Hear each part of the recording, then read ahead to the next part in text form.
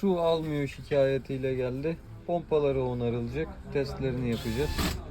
Görüyorsunuz içi kireç dolu. Komple temizlenecek. Su akıtıyor.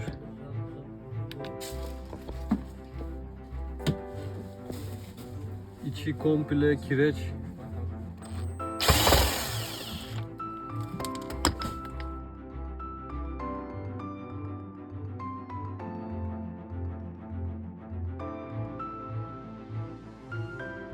Pompaları onarıldı, toplanıyor.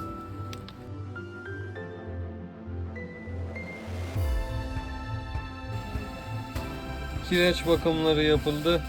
Pırıl pırıl oldu. Onarımı tamamlandı, testleri yapılıyor.